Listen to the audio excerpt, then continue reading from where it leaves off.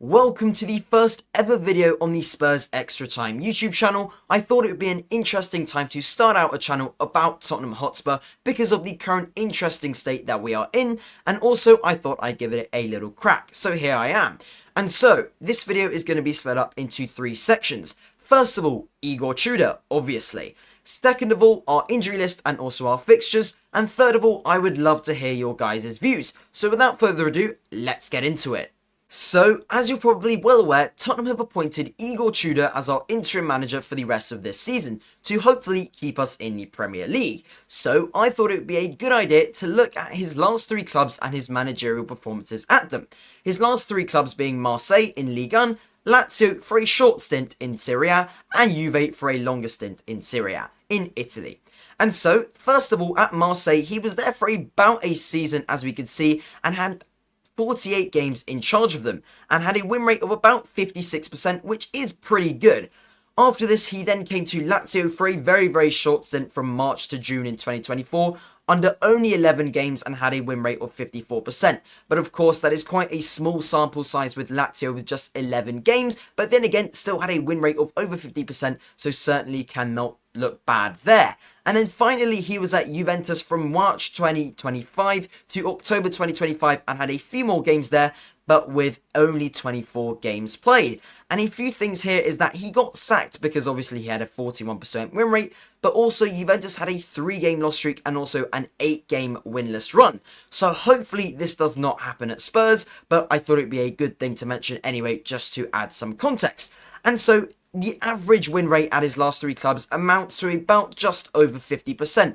And as we are going to see here, this is actually higher than Mourinho, Nuno, Ange and Frank at Spurs, but of course this can be obviously taken with a little bit of a pinch of salt, because of course this is all in the Premier League and Igor Tudor has not managed in the Premier League yet. I'm half Italian and I watch Serie A sometimes, and obviously the Premier League, as you guys probably know, is very different to the Serie A. Serie A is a lot more defensive minded and it's more difficult to score, and it's just very different type of gameplay and style to the Premier League, so it will definitely be very interesting to see how Tudor sets us up and how he does in the Premier League. But of course, if he can maintain that win rate which he had and an average across those last three clubs and bring that to Spurs, then I have no doubt that we will hopefully stay up in the Premier League and also maybe even creep into that top half by the end of the season if we are playing really well. Potential formations are, of course, things like the 3-4-2-1 or a 3-4-3, but of course, we will need to see what Tudor decides to do in this next North London derby, which is going to be an absolutely massive game. Let me know your predictions for that down below in the comments, by the way. Now let's go to section 2. For section 2 of the video, we're going to be looking at our injuries and also our upcoming fixtures. So, as we all know, Wilson Odobert very unfortunately got injured in our 2-1 loss against Newcastle very recently, and I was actually at the game and he looked in real pain, and turns out he was, because he's torn his ACL and his expected return date is well past the end of this season. And we have 12 injuries, 11 of those players being very regular players for our side, which is very unfortunate. And we also have Christian Romero, who did get suspended for 4 games for that red card against Manchester United at Old Trafford. And so a few important things, obviously Pedro Porro is targeting a return in this North London derby on February the 22nd. It would be a very nice return date for Pedro Porro because we really do need him in that very important position. But hopefully we don't rush him back and then he gets injured again. But hopefully if he is able to play, that would be a very big addition for us. Then we also have Richarlison, who was injured in the 2-1 FA Cup loss to Aston Villa, and it kind of feels like we're picking up an injury every game. And it is very unfortunate this season with the amount of injuries we are getting, but hopefully we can get these players back by next season and then build up from there. I think the end of this season was hopefully just to see how well we can do in the Champions League and just keep ourselves up in the Premier League and maybe aim for that top half position as well, perhaps by the end of the season. And then obviously going through it, we could see that we have so many injuries in so many key players as well. And it really is annoying. We have centre-backs injured, we have wingers injured, we have centre-mids injured, we have everything injured. And it's very unfortunate. Also, James Maddison hasn't been in action for ages, it feels like. And that is actually the case. James Maddison was so important when he joined us from Leicester. He was one of our best players and then got injured, and we haven't really seen him since. So hopefully we can get him back. Also, Dejan Kulusevski as well, one of our most important players playing on that right wing with an expected return date of unknown. So it really is quite unfortunate, our current injury standings at the moment, but hopefully we can get these players back. And some of them even back before that Arsenal game, obviously, as we saw through Pedro Porro. But we're just going to need to see what we can do with the players that we've got. Obviously, we have very, very, very capable players. We have a strong team with strong players. And so, obviously, we've got to be optimistic, and hopefully we can pick up points where we can. And, of course, we have Christian Romero, who is suspended at the moment from that red card against Manchester United.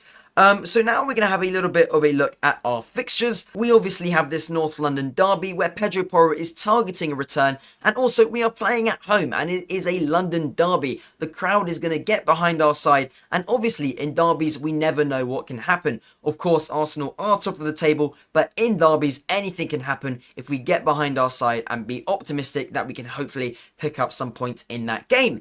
And then we are going away on the 1st of March to Fulham at Craven Cottage, another London derby to look forward to. Hopefully we can pick up points where possible here and overall just play a nice, good performance. And hopefully by now Igor Tudor would have settled in, and then right in time for our big clash against Crystal Palace at home on the 5th of March, only 4 days later, which actually, looking at the table, is going to be pretty monumental because Palace are only 3 points ahead of us at the moment. So if we can maybe bridge that gap and get into about these positions here within the next 3 or 4 games, then really I think we will be safe from relegation if we can keep up that form.